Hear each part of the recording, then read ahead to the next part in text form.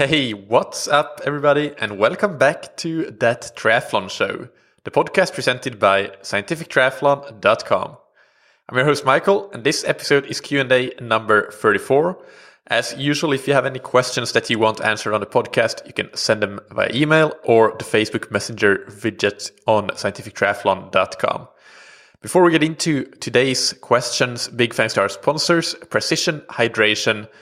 As I record this, we're in mid-May, and actually temperatures here in Lisbon are hitting 30 degrees Celsius, so it's getting hot, and that means when I go out and do my long workouts, long rides on the weekends, I will be definitely taking extra Precision Hydration with me because the sweat rate is going to go up and I will be losing more sodium from my sweat than usual due to the simple fact that the heat wave has hit us. And that's something that you need to consider as well if you want to retain your workout quality. And of course, in racing, you need to have that hydration strategy to make sure that you replace enough of the sodium that you lose. Not necessarily all of the sodium, but enough that you don't get into too much of a deficit. Precision Hydration can help you do that with their free online sweat test on precisionhydration.com. And if you decide that you want to try their products, their electrolyte supplements, then you can use the promo code ThatTriathlonShow, all one word, all caps, to get your first tube or box of Precision Hydration for free. And big thanks to Roka that you can find on roka.com. And we still have 1 week or a bit more than a week left of the big giveaway on roka.com/TTS, as in That Triathlon Show. When you enter that giveaway, you will be entered into a draw to win a free entry to any Ironman race in the world, plus a Maverick X wetsuit, so the flagship wetsuit model of Roka, to make sure that when you get into that Ironman race, you'll actually be doing your best swim ever. So that's a fantastic first prize. And then we have plenty of great runners-up prizes with Roka gear from various other product lines, taking the total price value up to over $2,000 of prizes up for grabs. So this giveaway is open until Sunday, May 26th. Go to roka.com/TTS to enter. All right, today's questions. First, this one is from Magnus in Denmark, who writes, "Hi Michael, I have some complex bike-related questions for you. What's your thought on intervals aiming to transfer power from strength or weight training to the bike? Like, for example, doing short 6-second sprints or doing strength endurance training at low cadence in the sweet spot power range in the same period that you do strength or weight training." So let's start with the second one. So the strength endurance training, which is, as Magnus says, it's low cadence work at moderately high intensity. So sweet spot, for example. And I am a big fan of strength endurance training. It works incredibly well for many athletes with or without a gym. I definitely think that gym training, strength training or weight training in the gym is also massively valuable. I can't say though whether there is any synergistic 1 + 1 = 3 effects of doing that resistance training and strength endurance training on the bike. And I don't think that there has been any studies done on that. But what the strength endurance training really does is that it teaches some of your fast twitch muscle fibers to be more aerobic. So you will produce less lactate and be more efficient, get better endurance simply. And that is, of course, for us triathletes, for time trial cyclists, it is massively valuable. So you will increase your threshold power when you do that type of work and be able to go at a very high sub-maximal intensity for longer durations. So that's the main idea there. But also for different triathlon races and some time trial distances, I guess, as well. But in triathlon, especially for distances from the Olympic to the half Ironman, the strength endurance training, the power is such that it's fairly close to the powers that you would hold in those ranges, which has the added benefit that you also work on economization. So you maximize your exercise economy at intensities close to race intensity. So that's not a bad added bonus either for that type of training. To give you an example of strength endurance training and the results that you can see, I just had one of my athletes, and I don't think he minds me sharing these results, Just this last weekend, he did a follow-up inside test. I talked about the inside testing that I do before, and he did that now in early May after initially testing in January. And what we found in January was that, without going into too much detail, we wanted to focus particularly on strength endurance to bring down his lactate building rate, his VLA max, and make sure that he can be much more efficient at submaximal intensities. So we've been doing basically 4 months of doing a lot of that type of strength endurance, moderate intensity training with a lot of low cadence work as well. And what ended up happening is that now we found in the follow-up test that this has worked incredibly well, and we really lowered his lactate building rate and increased his threshold power. So the threshold power went from 261 watts to 312 watts, which is a 50 watt or 19% increase, which is really, really fantastic in 4 months. And this happened even though his VO2 max actually decreased slightly from 51 to 53 milliliters per kilogram per minute. And finally, one more thing that we saw is that his maximum fat oxidation rate, it increased by 69%. So it increased from 4.8 kilocalories per hour per kilogram to 8.1.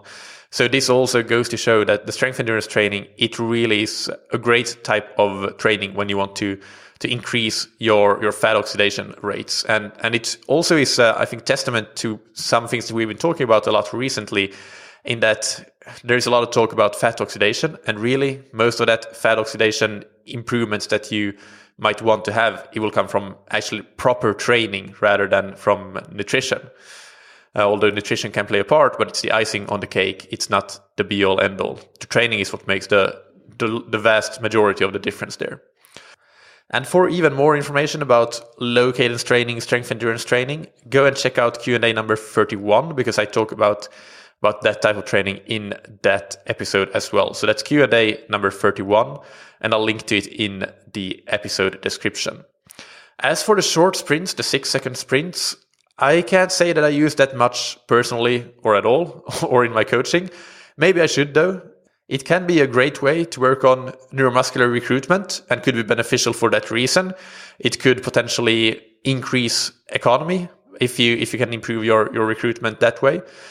And it brings to mind actually the interview with Dan Lodang, the coach of Jan Frodeno, who was on in episode 175 that I will link to as well. He talked about using not sprints necessarily, but 60-second all-out hard efforts. So not the same, but with a similar kind of principle here. They do them as part of some long rides. So for example, 60-second sprints every 20 minutes. And what Dan said is that they do it to activate the fast-twitch muscle fibers.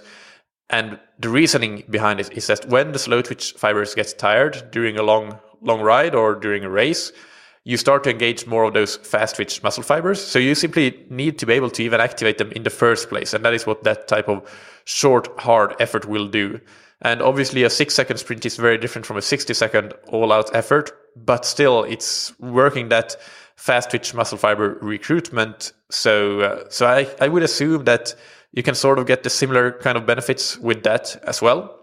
And if we draw the analogy to resistance training, which is how you started the question, we know that one of the biggest or the biggest reason that we get performance benefits from doing resistance training, weight training in the gym, is that we improve exercise economy, probably because of neuromuscular recruitment as much as strength improvements. And there are studies, for example, that show that doing heavy strength training, it can improve your economy after 2 hours or so of submaximal cycling. So there was this one study, for example, that measured the impact of heavy weightlifting on cycling performance, and they found that the big difference there in the two groups, the one that did strength training versus the one that did not, was that the group that did strength training, they had better economy, so more efficient after 2 hours of submaximal cycling, and improved performance after 2 hours of cycling. I don't remember if they did a shorter time trial as well, where there was no difference.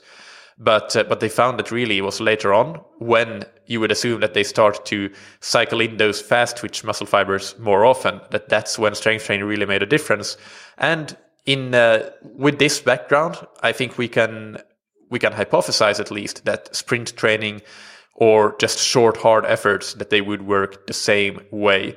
So I can see them being very useful as well for that reason, definitely. But again, I'm not sure if there's a synergistic effect, which I think is what you're asking about. And so again, that 1 + 1 = 3, I have no idea about that. And I don't think that this has been researched. I haven't found anything. But I do think that it potentially has a lot of value to do still, even whether there is a synergistic effect or not. So there is another question that Magnus sent as well, which is, you covered the benefit of 30-second sprint interval training in episode 151 with Dr. Jerome Corral. I was wondering whether you think it's better to do them in a seated position or in a time trial position as during a time trial or triathlon race, or to do them standing with a higher power output, heart rate, and probably lactate. All right, so just a quick recap, and of course I'll link to episode 151 as well in the episode description. Definitely go and check that out. But sprint interval training is 30-second all-out intervals, or 20 to 30-second all-out intervals with long recoveries, long full recoveries. So typically they might be 4-minute recoveries, and you might do 4, 5, or 6 of these intervals. So not a lot of total work, but it's all out. So it's really brutal. And that's basically it. It's very in nature. It's very anaerobic. So it uses the anaerobic glycolytic system to produce energy. And it also works the neuromuscular system because of the high power recruitment. It's not very aerobic, but or it isn't aerobic. But that being said, the results that Dr. Corral and his colleagues have found have shown improvements in VO2 max, depending a bit on the demographic and the way that the study is designed. So it could potentially even improve aerobic capabilities, but we don't really know exactly for what reason. So that's a bit of a background for those listeners that may not know what the sprint interval training methodology entails. So I was thinking about your question, Magnus, here, and intuitively, my first thought was that either sitting up or potentially even standing would be better, as even if you are in the time trial position, it's not specific at all to raise intensity for time trialists and triathletes. But then what I did is I went back and reviewed the section on sprint interval training in the book Science and Application of High Intensity Interval Training by Paul Larsen and Martin Boucher. And I found that from the studies that they cite there, we know that you generally don't reach a high VO2 or heart rate anyway, when typically in those studies, cyclists would be sitting up. So you reach at most 90% of your VO2 max or max heart rate, but that only happens for very, very brief periods of time, so a few seconds per interval at the very end. So even though, as I said, and Dr. Corral said in episode 151, there have been VO2 max improvements shown, we really do not know why those improvements happen, and it's not because of spending a high amount of time at close to VO2 max, because that's just not what happens. So sitting up or standing up to reach a higher VO2 compared to being in a time trial position, that's probably not what's making the difference. Even if we get to a slightly lower VO2 with being in the time trial position, there's something else at play when it comes to those aerobic improvements. So I don't think that is going to be a negative to be in the time trial position compared to sitting up or standing up. So those are my thoughts on the responses of the aerobic oxidative system. In terms of the anaerobic and the neuromuscular, which are the primary systems that sprint interval training really target and can elicit responses from. First, you mentioned that, we can produce higher lactate values if we stand up or maybe sit up. And that is probably true. And that is a sign that your glycolytic anaerobic system is doing more work. Now, to be clear, I don't know this for a fact, but I would, like you, assume that this would be the case. So if your goal is to improve your glycolytic anaerobic system, then I would say that sitting up or standing up would be the best way to go. However, as you're a time trialist, I believe, and for triathletes listening, we don't really want to improve our anaerobic system. That might be a special case for really elite draft legal professional triathletes. In some cases, they may want to improve their anaerobic system, but even that would be very rare. And I can't think of any other case where time trialists or triathletes would want to improve their anaerobic system really. So I don't think that we need to consider that really. we don't need to stand up or sit up just because we want to improve our glycolytic anaerobic system, because we really don't care much about that anyway. Then the final consideration is the neuromuscular one, and what sort of response you're getting for that system. And this is where I actually started to change my mind that maybe it's better, even though we're losing some power, some lactate, some heart rate, it may make sense to do it in the time trial position as a triathlete or time trialists. Because if we want to get a very strong neuromuscular response and perhaps teach the body to recruit fast twitch fibers that aren't used to working, then it makes sense to do it in the specific position that we'll race in, so the time trial position. In other words, what we end up doing is that we sacrifice the anaerobic adaptations that we probably don't want or need anyway for more neuromuscular adaptations that are specific to the position that we'll have in our races. And hopefully those aerobic adaptations would stay the same. Again, this is something that we know from studies, that we get a big deoxygenation in the muscles. So and whether you are doing your intervals at 600 watts sitting up or standing up, or 500 watts in the time trial position, that deoxygenation, that oxygen deficit is still going to be pretty big, and which is probably the aerobic adaptations that we have seen in studies might have something to do more with the deoxygenation, the oxygen deficit that our muscles end up being in from those intervals, which lasts long after the intervals when our body then needs to start to keep producing energy and move more into those aerobic energy production systems rather than anaerobic once you are pedaling very softly and maybe even passively recovering. So that O2 deficit is still going to be very, very big when you're that far above your threshold.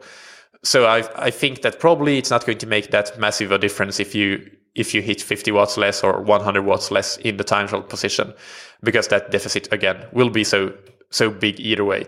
So I would say probably if you are doing sprint interval training, maybe bank on those neuromuscular adaptations and do them in the specific time trial position that you'll be racing in. Thank you for your question, Magnus. It was a very interesting one, and I enjoyed researching it.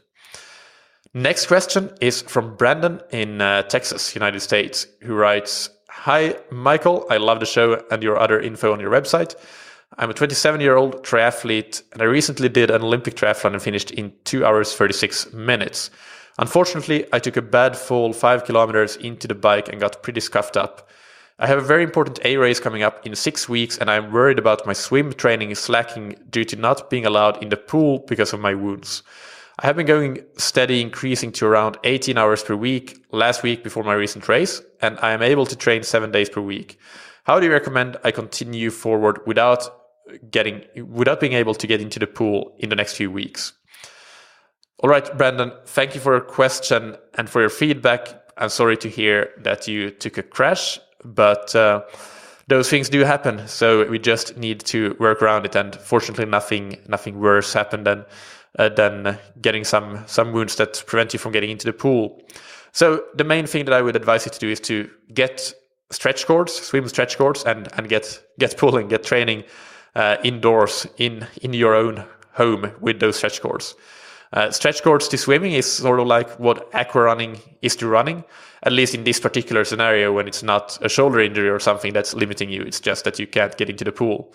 So with that, I mean that it's incredibly boring, but can be highly valuable. And I recommend this for all my athletes when they're traveling, to get stretch cords, bring them with them, and they can do a 15-20 minute workout and maintain a lot of the swimming gains that they would otherwise have lost during a week of traveling, for example.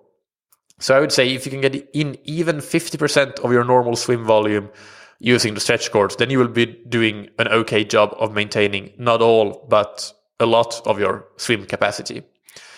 As for which stretch cords to get, there are many options, and typically the cost is something in the region of $30 to $40, so not expensive at all. I use the Finis dryland stretch cords, and I use the green colored, that's the medium resistance one. And I don't think anybody should go to the hard resistance. I just don't think it's necessary. So it's either the medium or the light, but I would go with the medium probably. And a workout that I like to use and like to give to my athletes is something like, so a cycle in this workout would consist of first doing 40 seconds easy freestyle with the chords, then 20 seconds of sprinting butterfly, and then you take 30 to 45 seconds rest. Then you go another 40 seconds of very easy freestyle, and then you go 20 seconds of sprinting freestyle, and another 30 to 45. Actually, at that point, you have completed a cycle, and then you take a bit more rest. So 1 to 1.5 minutes rest. And then you repeat that cycle maybe 5 times, and I will give you a roughly 20-minute workout. And if you go longer than 15 to 20 minutes for this workout, then you'll perhaps want to get a bit more creative with how you create those workouts. And there are plenty of other exercises. You don't need to rely just on freestyle and butterfly swimming with the chords. You can do plenty of different pushes and pulls that mimic more like gym training, resistance training, and they can very well be added to your routine and make it a great routine. So that's definitely something that I would do if you go longer, but that gives you a basic framework for what a stretch cord session might look like. In addition to this, one final thing that you can do is to actually do some technique visualization and dry land movement pattern practice to try to retain the technique. So just sit down on a mat with your knees on the floor and sort of like in a like bird dog is the exercise name. If you do like a core session, you might know the bird dog, when you basically stretch out your left arm in front of you and your right leg, and your left knee and your right hand would be on the floor. So with the starting position, with having both knees and both hands on the floor, then you can just, with your arms, so your knees would stay on the floor, just try to go through the movement pattern of swimming. So first, perhaps just visualize your stroke, and then you do the actual movement pattern. To do it slowly first, and then you can do it faster, just to make sure that you do that technique work. And this is actually something that I do before almost every swim as part of my pre-swim mobility routine. I do that to make sure that I sort of try to ingrain the technique on the dry land, outside of the water, which is a more difficult environment to have good perception of your stroke. But when you do it on land, on the floor, you have a good perception of your stroke, and you can actually perhaps even improve your technique by doing this sort of visualization and then actual movement pattern practice on the dry land regularly. There is one other option. If you have $2,000 to spare, you might look for a Vasa trainer or another swim erg machine, but that is perhaps not a realistic option, so I won't talk much more about that. But if you want to, you can Google Scientific Triathlon Vasa trainer, and I did interview Rob Sleemaker. I don't remember which episode it is. I might link to it in the show notes. I'll do that, actually, and then you can listen to that episode with Rob as well. That wraps it up for the questions today. Thank you, by the way, Brandon, for your question, and good luck with your race and your recovery. So I will link in the show notes or in the episode description to interviews about sprint interval training with Jerome Corral, the Dan Lodang interview where we had the 1-minute sprints as part of a long ride, and the interviews with Rob Sleemaker about the Vasa trainer, and Q&A number 31 with low cadence training. And a bit of a house cleaning item. I want to give a big shout out this week to my fellow coaches and colleagues, David Duge and James Teagle, who both spent some time here in Lisbon recently. Unfortunately, at different time points, we couldn't meet together, all three of us, but still, it was great to just talk triathlon all day long with you guys. And I don't know a lot about building a business, but I do know that having the right people on your team is one of the most critical pieces of the puzzle. So I'm very grateful to have found that you two, and have you with me here in Scientific Triathlon and helping out with coaching, with customer support. You're really, really great at that job. So thank you for that. And again, it was great hanging out with you guys. Thank you to our sponsors, Precision Hydration, that you can find on precisionhydration.com. Take their free online sweat test to get an individual hydration strategy for you. And use the promo code ThatTriathlonShow, all one word, all caps, to get your first box or tube of electrolyte product for free. And thank you to Roka for sponsoring the podcast. Go to roka.com/TTS to enter the giveaway that is open until May 26th and that will give you entry to win a free Ironman race entry and a Roka Maverick X wetsuit, along with plenty of other fantastic prizes. Or any shopping that you do on Roka.com, use the promo code TTS, all caps, to get 20% off your entire order. Thank you as always for listening. Keep training smart and keep loving triathlon.